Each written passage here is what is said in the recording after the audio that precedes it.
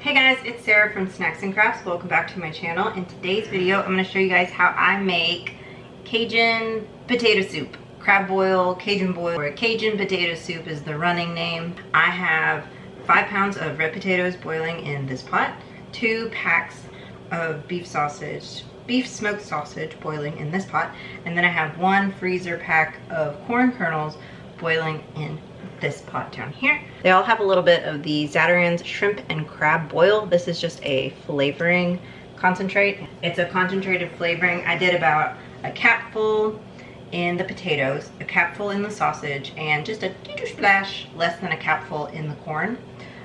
Traditionally, this Cajun potato soup is a soup that you make with leftovers from a seafood boil. So you would probably have crawfish, crabs, shrimp, other meats in there. I'm only using beef smoked sausage because I don't eat crab, crawfish, or shrimp. Today's batch of soup is for my husband to bring to work tomorrow. They're having potlucks every week until Thanksgiving. I've made it for his work folks before and everyone really liked it. So at the moment I'm just waiting for my pots to get to a boil, and then I'm going to cut them off and let them soak a little bit just so that I can imitate the action that would happen in a regular seafood boil. I went the quick route and got the separated kernels. You could also just use canned corn. I just got the frozen. And you don't have to soak or season the corn itself if you don't want to, especially if you don't really want all that spice, because the corn and the potatoes hold a lot of the spice after they've kind of sat. So the sausage is boiling. I'm gonna cut that off and just let that soak. Not for any specific amount of time. I wish I had a time for you. That way it was like a real recipe. We can adjust the spice later at the end when we're adding our cream. Besides the items that you would traditionally boil in a seafood boil, so potatoes, sausage, other meats, corn, you could do mushrooms, anything that you would think that you'd have left over after, that kind of thing. So those are going to be your main chunky ingredients. The rest of the soup is going to be vegetable broth, heavy cream, and if you want to add cheese you can, or sour cream. Again, that's more to cut the spice if the leftovers were too spicy and you're trying to put it into the soup. Let's see, the corn is now boiling, so I'm going to cut that off and let that just soak. Potatoes, I'm gonna wait until they are fork tender and then take those out. But right now, while everything is boiling and soaking, I'm gonna get my crock pot out because that's what I'm gonna use to have my husband bring it to work. So this is Sunday night, the lunch is on Monday. So I'm making this tonight. It's gonna sit in the fridge, and then tomorrow I'll double check the spice level, add more cream or sour cream if I need to. I've added cream cheese before too, just to, again, cut that spice. And then we'll see you in the next bit. This is gonna be a bunch of choppy little bits. And we're back. The potatoes have finished boiling.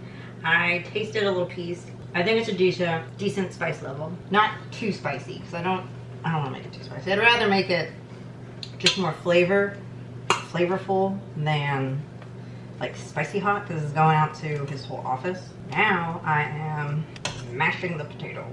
Might have made too much. We just want a rough mash. You want to leave some chunks of potato, but of this bowl, it's 5.5 quarts actually, and that was dumb to put hot potatoes in a metal bowl, so now this bowl is very hot. I'm going to put this to the side, then I'm gonna drain the other goodies. All right, I have the sausage and corn drained. I just taste a little bit of the corn, and it's immediately, once you bite into the corn, it's oh, it's sweet, it's corn. And then after, it's there's the spice, there's the flavor. So I'm gonna put these potatoes to the side.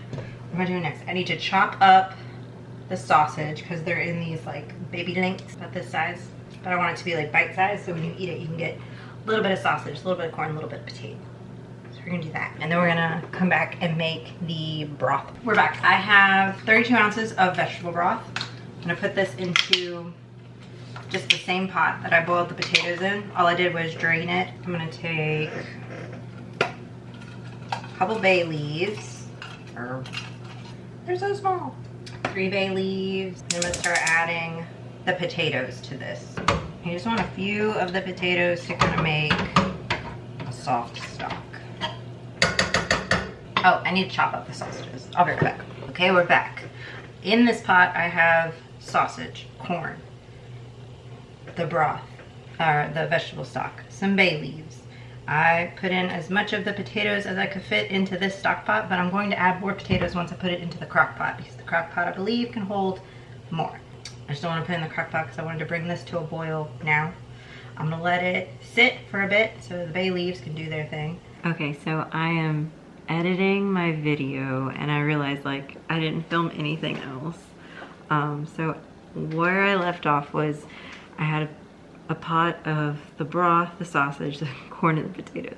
So once that was done, like boiling, I let it cool. I took the bay leaves out and then I was pretty much done at that point in the evening. I put the lid back on the pot and just put that pot of soup that was like started in the fridge overnight. I had the other potatoes to the side. Those also went into the fridge. So the next morning, I got everything into the crock pot and then I'm just like mixing it to get it all together. It was really, really thick. I added some cream. I kept like tasting it just to make sure.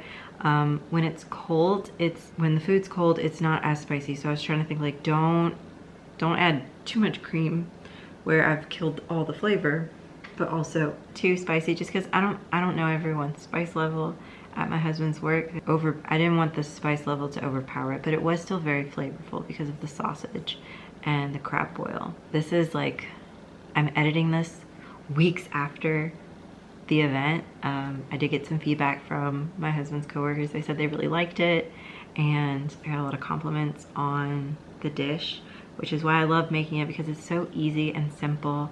It's made with leftovers normally. It's a great hearty meal to use up what you have. Also, it's a kind of different potato soup. It's not like a loaded potato soup where you're taking a baked potato flavor and turning it into a soup. It's like a crab boil, a seafood boil, and turning it into a soup. So I hope you guys like this video. Thank you so much for watching. Let me know what you think of this recipe. I'm really terrible with like making actual recipes and writing stuff down. Check the description box below. I will have the ingredients listed out. Of course, you can scale it up or down depending on how large your event is. I want to say this was meant to feed at least 20 people. I just don't know how many people were at the event and how many people actually ate it. So this could probably feed closer to 25 to 30 people if it's like at a party and there's more dishes being served. It freezes well for sure because it's just a potato soup. It's very easily customizable. You can basically put whatever you like into the soup, which is why it's a crowd favorite. Again, thank you, and I hope you liked it.